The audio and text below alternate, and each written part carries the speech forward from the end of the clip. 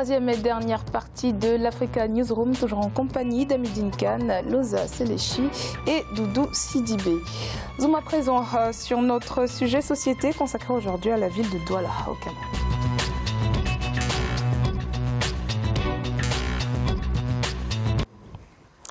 Aménagement de Douala au Cameroun, un projet porté par la Banque mondiale et le gouvernement camerounais. Il s'apprête à débloquer une enveloppe de près de 130 milliards de francs CFA. Les fonds sont destinés au projet de développement des villes inclusives. Les précisions de Marie-Colette Babasagana. 128,884 milliards de francs CFA, c'est le montant qui sera alloué à l'aménagement de la ville de Douala au Cameroun. Selon la communauté urbaine de Douala, ces fonds serviront à financer la mise en œuvre du projet de développement des villes inclusives et résilientes. Un accord a été signé entre le directeur des opérations de la Banque mondiale, Elisabeth Heubens, et la ministre de l'Habitat et du Développement urbain, Célestine Ketia-Koutes. Le transport fait partie intégrante du développement moderne et l'aménagement des voies de communication, l'aménagement de voies de transport est une chose essentielle pour l'économie de demain, qui est l'économie de la livraison et l'économie du déplacement. Ce projet vise entre autres la construction des infrastructures routières dont le but est d'améliorer la fluidité de la circulation dans la capitale économique camerounaise. L'objectif final est de résoudre l'épineux problème des embouteillages qui freinent la mobilité urbaine. Ce projet consiste non seulement à doter notre ville des infrastructures routières, mais aussi l'aménagement des drains et d'autres projets bénéficiant directement aux populations dans l'optique d'améliorer la circulation des personnes et des biens. Parmi les sites répertoriés, il y a entre autres les carrefours Ndokoti, le rond-point d'Eido et d'autres points névralgiques qui constituent un goulot d'étranglement pour la mobilité urbaine. Alors Douala, c'est un peu la locomotive économique du Cameroun. Monsieur Sidibé, selon vous, cet investissement est-il justifié? Absolument, parce que, comme vous l'avez dit, c'est une ville économique, donc avec un port extrêmement dynamique. Donc c'est normal de faire de tels investissements pour fluidifier un peu le trafic, parce que la France perd, imaginez-vous, 20 milliards par an à cause des embouteillages. Parce qu'il y a l'usure des voitures, il y a également le gaspillage du carburant, mais également les heures de travail perdues. Donc je pense que c'est un bon investissement si c'est utilisé à bon escient. Voilà, exact. Alors on parle d'une ville extrêmement enclavée qui a la particularité d'avoir des constructions plutôt anarchiques. Monsieur Khan, est-ce que c'est l'occasion justement pour Douala de développer une véritable politique d'urbanisation? Non, je crois que c'est dans les projets en vue, parce que c'est vrai que Douala, moi j'ai fait Douala, et c'est vrai que c'est une ville où il est difficile de se mouvoir. C'est comme à Lagos, où les grandes mégapoles africaines, c'est difficile de se mouvoir. Donc ça, c'est une occasion rêvée pour essayer quand même de faire un plan d'urbanisme qui est dynamique et puis qui pourra justement donner un essor beaucoup plus important à cette ville, qui est la deuxième ville du Cameroun et puis qui est la ville la plus importante économiquement, avec à peu près 3 millions d'habitants. Je crois que les autorités, bon, si elles s'y mettent sérieusement, avec une ambition certaine de faire avancer la ville, sans pour autant justement ou bien mettre de côté les corrompus, parce que c'est la corruption qui risque de freiner justement cet élan. Parce que beaucoup de dirigeants qui sont à l'affût de ce type de financement vont essayer de se remplir les poches. Ah oui, vont essayer de se remplir les poches. Et puis, il faudra que le gouvernement soit ferme là-dessus. Le gouvernement soit ferme, le ministère de l'équipement, le ministère des Finances, le ministère des Infrastructures, donc qu'ils essaient de prendre en main justement ces projets. Parce que s'ils ne le prennent pas et qu'on donne ça à une commission ou autre, ça veut dire que l'argent va disparaître. Ça, il faudra l'éviter coûte que coûte, parce que c'est le 3e ou le 4e projet de ce type, mais on n'a rien vu venir, quoi. Tout l'argent a été dilapidé. Voilà. Vous voulez réagir, Madame Selechi? Oui, je suis tout à fait d'accord avec monsieur. Je dirais même que ce qui est triste, en fait, c'est qu'encore une fois, l'idée est géniale. C'est un réel besoin et je pense que ça doit faire plaisir à la population sur place. Mais cet accord avec la Banque mondiale, avant d'être signé, a eu beaucoup de remous et ça a été assez difficile d'arriver à cet accord pour le Cameroun, principalement parce que la dette publique est juste énorme. Elle représente, allez, on va dire entre 33 et 50% selon qui analyse la situation. Et c'est ce genre de mesures qui envisagent de financer la dette, enfin, le déficit public en empruntant et en s'endettant encore plus. Donc ça, c'est l'aspect qui est un peu dangereux. Et la directrice des opérations de la Banque mondiale au Cameroun, je pense la semaine dernière ou tout au plus il y a 2 semaines, était en pourparlers avec la ministre de l'Urbanisation et de l'Habitat. Il lui disait oui, nous sommes tout à fait avec vous pour ce projet, mais il y a tel point qui manque. Alors sur les points mentionnés, il y en a 2 qui sont importants. Le premier étant que le gouvernement n'a rien mis en place pour reloger les gens qui vont être affectés par ce plan. Parce que quand on fait des autoroutes, on peut les élargir. Il y aura forcément des démolitions. Voilà, comment est-ce qu'on reloge ces gens vont être, Comment est-ce qu'on les indemnise? Et visiblement, il y a des manquements sur ce point-là. Et la deuxième partie, c'est qu'ils ont demandé à ce que le Cameroun débloque la somme que lui-même devait contribuer à ce projet, qui devait être complété par la suite par la Banque mondiale. Mais c'est justement ce point-là que M. Biaï a pu contourner, parce qu'il a signé un décret le 22 février autorisant au ministre chargé de l'économie de pouvoir faire un accord avec une filiale, cette fois-ci de la Banque mondiale, à hauteur, je pense, de 93,7 milliards de francs CFA. Donc ce n'est pas que cette somme-là, il y a encore de l'argent en plus, mais le gouvernement lui-même n'a pas l'air d'être à la hauteur de ce qu'il demande. Donc en gros, ils sont en train de lancer un projet qu'ils pourraient ne pas pouvoir suivre, si on peut dire. D'où la grosse spéculation, la question de la corruption. Comment est-ce qu'on peut mettre des mécanismes comment la Banque mondiale, par exemple, peut surveiller le processus et garantir que voilà, le projet qui a été signé, pour lequel ils ont fait un contrat, sera mené à bout et correctement?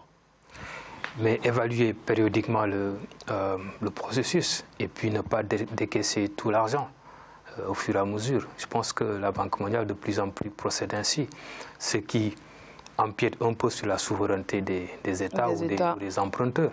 Mais c'est ainsi parce qu'il y a un problème de confiance maintenant, parce qu'il y a beaucoup de corruption, mais également dans les appels d'offres aussi, il y a des anomalies, de telle sorte que certaines entreprises qui n'ont pas certaines compétences vont accéder à ces marchés et les exécutent mal. Donc c'est comme si ces travaux n'avaient pas été exécutés. Le Cameroun qui déjà a un peu un nombre à son tableau avec la CAN qui n'ont pas pu organiser cette année, justement des chantiers qui ne sont pas terminés, absolument, des fonds qui ont été un peu, on va dire, détournés. Au-delà justement de la construction de ces infrastructures nécessaires pour améliorer le quotidien des citoyens, ne serait-il pas également nécessaire d'améliorer quelque part, je ne sais pas si je peux appeler ça l'éducation civique un peu des citoyens? On parle de construction anarchique un peu partout à Douala, les gens... Mais ce n'est pas seulement qu'à Douala, mais c'est dans toute l'Afrique. Hein. Ouais. Dans toute l'Afrique, bon, vous voyez, même à Addis Abeba. C'est l'une des plus grandes mégapoles africaines. Hein. Et c'est une capitale qui est millénaire. Hein. Voilà, donc le royaume d'Aksum et tout ça. Mais c'était anarchique. C'est maintenant qu'on essaie de faire de sorte à ce que tout soit urbanisé aux normes. Mais quand vous allez à Nouakchott, c'est la pagaille. C'est absolument. Quand vous allez à Conakry, on n'en parle même pas. Quand vous allez à Bamako, la majeure partie des villes africaines sont ainsi faites. Oui. La majeure partie. Si vous allez encore à Lagos, c'est pire. Donc je crois qu'il faudra quand même, comme je l'ai dit, c'est une volonté politique. Oui. Il faudra que le gouvernement, bon, le Premier ministre c'est un anglophone, il vient d'arriver, il a des compétences qu'il faut. Je crois que s'il décide, justement, si on lui laisse les bras libres, s'il décide justement que ce projet aille au bout, le projet ira au bout. Et puis, il faudra justement, comme l'a dit M. Sylvain, une surveillance accrue de la Banque mondiale ou bien du FMI. Et puis, avec justement des soubassements. Ça veut dire que vous faites par exemple, on a décidé de faire des autoroutes ou autres dans la ville, ou bien, par exemple, des points de ralliement. On va faire d'abord ces points de ralliement avant de passer à autre chose. On va voir la faisabilité. Est-ce que ça a été bien fait? Est-ce que l'entreprise qui a été soumissionnée, est-ce qu'elle est compétente? Et puis, on va passer à une phase autre. Parce que si on donne le tout globalement à une entreprise, les premiers travaux seront bien faits, le reste sera du cafouillage. Ouais. C'est généralement ce qu'ils font. Et judiciairement, Madame Selaché, je vous laisse intervenir. Oui, j'allais dire que dans le même sillage que le civisme et la civilité sont des préalables. Et beaucoup de gouvernements ne veulent pas s'investir dans ce chantier-là parce que tout simplement, c'est une tâche très longue et ardue. Et à la fin, on a un bilan immatériel. Et ces présidents-là cherchent un bilan matériel pour pouvoir se faire réélire ou autre. Donc, mais ce sont des préalables qu'il faut observer. C'est important. Pour votre question sur le contrôle par rapport à la Banque mondiale, je pense que la Banque mondiale sait très bien avec quel État elle travaille. C'est-à-dire que le Cameroun ne cesse de demander des reports de dette à une grande part. Donc ils savent ce qui se passe. Ça fait des années que ça se passe comme ça. Mais je pense qu'ils ne veulent pas non plus perdre une influence dans la région, ne pas trop. Parce que justement, j'allais poser la question, pourquoi continuer de donner des financements, du moins d'octroyer, si vous savez que la situation économique est un peu complexe? Parce que le Cameroun, comme beaucoup d'autres pays africains, n'est pas en manque de partenaires. Il ira voir la Chine, il ira voir d'autres personnes. Et la Banque mondiale, qui se dit, j'imagine, de toute façon, ils auront la somme autant que ce soit nous. Voilà. Et la Banque mondiale n'a pas grand-chose à perdre. Si vous ne pouvez pas rembourser votre dette, on vous fera un plan de restructuration, de toute façon. Et puis, juste un dernier point, excusez-moi. Par rapport à ce que vous disiez sur les constructions anarchiques et le manque de civisme, je pense que le gouvernement se doit d'être un exemple. On ne peut pas dire à quelqu'un ne construis pas ta maison ici, alors que le régime lui-même n'est pas connu pour son éthique. Il faut respecter.